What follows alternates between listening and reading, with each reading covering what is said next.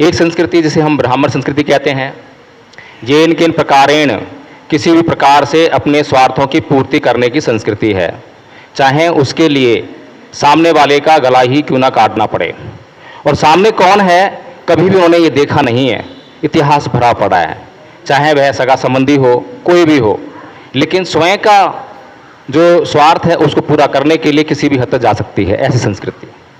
दूसरी संस्कृति समर संस्कृति कहा गया, जो कि भगवान बुद्ध की विचारधारा पर आधारित संस्कृति है, मानव कल्याण, प्राणी मात्र के कल्याण पर आधारित संस्कृति है, कभी भी किसी का बुरा चाहने वाली संस्कृति नहीं है, बल्कि दूसरों के लिए भी तत्पर, त्याग करने के लिए हमेशा तत्पर रहने वाली संस्कृति है। और यदि दोनों संस्कृतियों की हम तुलना करें तो पिछले कुछ समय से, जब से परम पूज्य बाबा साहब डॉक्टर अम्बेडकर ने बुद्ध के धर्म को स्वीकार किया, तो उनके साथ में जिन लोगों ने बौद्ध धर्म को अपनाया उनके ऊपर एक जिम्मेदारी आ पड़ी कि इस देश में अभी संस्कृति का प्रचार और प्रसार करना है। लेकिन बड़ा दुर्भाग्य है कि हम उस बात को समझ ही नहीं सके, और जिस संस्कृति की आज विश्व को सबसे भारी जरूरत है उसका प्रचार प्रसार नहीं हो सका। आज पूरा विश्व युद्ध की अग्नि में जल रहा है, हिंसा की अग्नि में जल रहा है, और बुद्ध ने इस मानव समाज के लिए इतने महत्वपूर्ण संदेश दिए। धम्मपद में कहते हैं कि ना ही वेरेन वेरानी समन्ति कुदाचनंग अवेरेन चय समन्ति ऐस धम्मो सनातनो, कि वैर से कभी वैर शांत नहीं होता, अवैर से ही वैर शांत होता है। जो हमारी विपरीत संस्कृति है उसका ऐसा मानना नहीं है, उसका मानना तो यह है कि वैर से ही वैर शांत होता है। लेकिन भगवान बुद्ध की बात से इनकार करने वाला इस देश में, इस दुनिया में एक भी व्यक्ति आपको नहीं मिलेगा। ऐसी संस्कृति, ऐसी विचारधारा, ऐसा धम्म जिससे कोई इनकार नहीं कर सकता।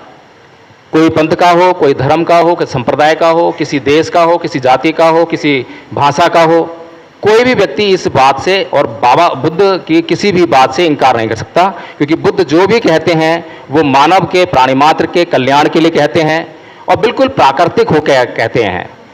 प्राकृतिक वह जिस पर कोई आलंबन नहीं है, जिस पर कोई कुछ भी बात अपने से नहीं गढ़ी गई है, आर्टिफिशियल नहीं है।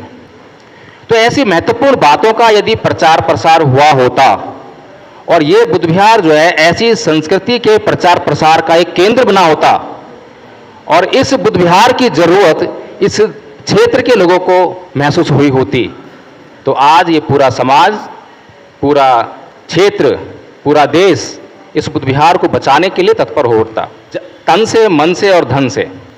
पैसों की बात आती है तो क्षण भर में ब्याज सहित जितना भी ब्याज लगाया है, कम है, ज़्यादा है, तुरंत इकट्ठा हो गया होता। लेकिन समस्या ये है कि किसी ने हमें दुश्मन माना, ये उसकी परेशानी थी, लेकिन हमने उससे मित्रता नहीं की, अपना बैर भाव शांत नहीं किया। उसने हमें दुश्मन माना तो हमने भी उसको दुश्मन मान लिया। जबकि बुद्ध की संस्कृति ये नहीं थी। बुद्ध की संस्कृति उलट थी। बुद्ध की संस्कृति थी कि ना ही वेरेन वेरानी समन्ति कुदाचनंग अवेरेन चय समन्ति ऐस धम्मो सनातनो, कि वैर से कभी वैर शांत नहीं होता। कोई हमसे वैर रखता है तो हमें शांतिपूर्वक उसका समाधान करना चाहिए।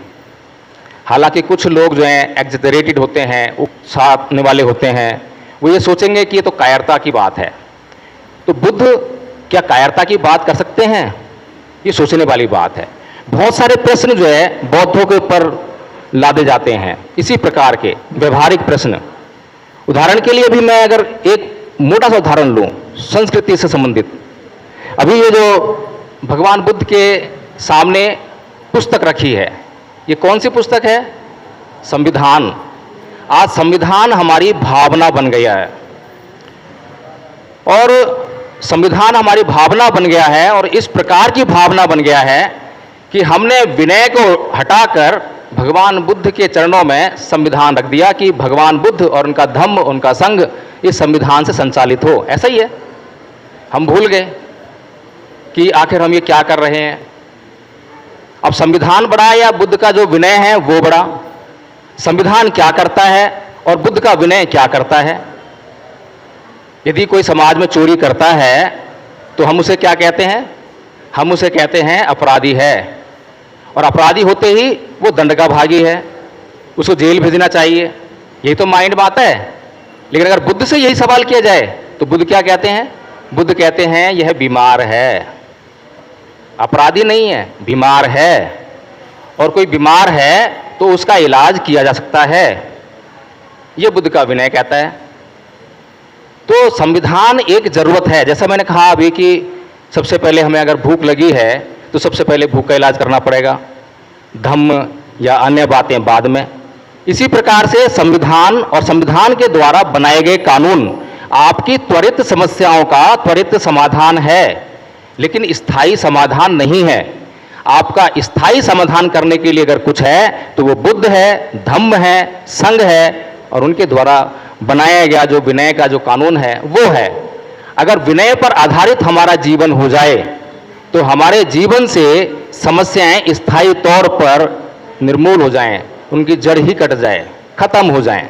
लेकिन समस्या ये है कि हम परम पूज्य बाबा साहेब के कहने पर या किन्हीं तर्कों पर या किन्हीं बुद्धिमानों के द्वारा दिए गए तर्कों के आधार पर, अपनी बुद्धि के द्वारा पेश किए गए तर्कों के आधार पर हिंदू धर्म छोड़कर या कोई भी धर्म छोड़कर बौद्ध तो बन गए, लेकिन सांस्कृतिक परिवर्तन अभी भी हमारे समाज में नहीं हो पाया, जिसके कारण हम अभी भी निरंतर दुखों को झेलने के लिए मजबूर हैं। तो इसी प्रकार से इस समस्या को देखते हुए मैंने भी थोड़ा सोचा कि मुझे क्या करना चाहिए। पेशे से वकील हूँ, वकालत में भी हाथ को तंग नहीं है, अच्छा खरा हाथ था, लेकिन जिज्ञासा धम्म में बढ़ी। तो जब धम्म में जिज्ञासा बढ़ी तो धम्म का अध्ययन भी किया, और अध्ययन बड़ा गहन किया। बड़ा मन करता है अभी भी धम्म का अध्ययन करने का, लेकिन समय इतना कम मिलता है कि एक तो मैडम के साथ भी रहना पड़ता है, यूट्यूब भी देखना पड़ता है, बहुत सारी समस्याएं हैं, और अब तो ट्रस्ट खोल लिया तो उसको भी देखना पड़ता है। तो धम्म क्या कहता है, धम्म की हमारे जीवन में क्या आवश्यकता है, और हमारे जीवन में नहीं, सबके लिए धम्म जरूरी है। सबसे पहले जैसे मैंने कहा कि चोर को बुद्ध कहते हैं बीमार है, इसी प्रकार से यदि कोई व्यक्ति दुश्मनी के भाव से इस बौद्ध विहार को नेस्तनाबूद करने के लिए आता है, गिराने के लिए आता है, तो हमें समझना चाहिए कि वो व्यक्ति अपराधी नहीं बल्कि बीमार है, मानसिक बीमारी है। इस पूरे देश में मानसिक बीमारियों का जाल बना हुआ है। किसी को जातिवाद की बीमारी है, किसी को संप्रदाय की बीमारी है, किसी को किसी चीज की बीमारी है। बीमारियां ही बीमारियां हैं, लेकिन समस्या ये है कि उन बीमारियों का इलाज करने के लिए हमारे पास जो अस्पताल होने चाहिए वो नहीं है। हमारी शारीरिक बीमारियों का इलाज करने के लिए अस्पताल हैं, लेकिन हमारी जो मानसिक बीमारियां हैं उनका इलाज करने के लिए हमारे पास जो सांस्कृतिक धरोहरें होनी चाहिए थी वो नहीं हैं, और जो बौद्ध भिक्षुओं के रूप में हमारे पास डॉक्टर होने चाहिए थे वो भी हमारे पास नहीं हैं। सही दिशा में हम लोग काम नहीं कर रहे हैं। उदाहरण के लिए भगवान बुद्ध ने दुख को सत्य कहा कि दुख जो है जीवन का सबसे बड़ा सत्य है, लेकिन दूसरे लोग बुद्ध से पहले जो ऋषि मुनि थे या पूरा संसार सभी दुख, अगर हम अपने जीवन में दुखों को ढूंढेंगे, जहां जहां दुख है, जिस जिस बात में दुख है, गरीबी दुख है, तो सबसे पहले हमें गरीबी के कारण को ढूंढ के उसको नष्ट कर देना चाहिए, तो जो रह जाएगा वो अमीरी आ जाएगी। तो कुल मिलाकर यही है कि एक सांस्कृतिक परिवर्तन के ऊपर मैंने बात कही है। बुद्ध विहार को हमें बचाना ही है। मुझसे जो बन पड़ेगा, जैसे भी होगा मैं उसमें अपना सहयोग करूंगा, आपसे जो होगा वो आप करेंगे, और इसको बचाने का हम जो है किसी भी कीमत पर कार्य करेंगे। लेकिन उसके बाद जब भूख शांत हो जाएगी तो भूख आगे भी लगेगी, और उस भूख का कैसे इंतजाम करना है, उस वक्त हो सकता है हमें चोरी करनी पड़े, हिंसा करनी पड़ी हो, कुछ भी करना पड़ा हो, लेकिन आगे हमें जो है न्यायिक तरीके अख्तियार करने हैं, उसका इंतजाम हमें करना पड़ेगा। सांस्कृतिक परिवर्तन के माध्यम से इस देश का विकास करना पड़ेगा, इस देश के लोगों का विकास करना पड़ेगा, तभी इस देश में सुख शांति और समृद्धि का वातावरण तैयार किया जाता है। यही बौद्ध संस्कृति है, इसी को हमें प्रचार प्रसार करना है। जय भीम, नमो बुद्धाय।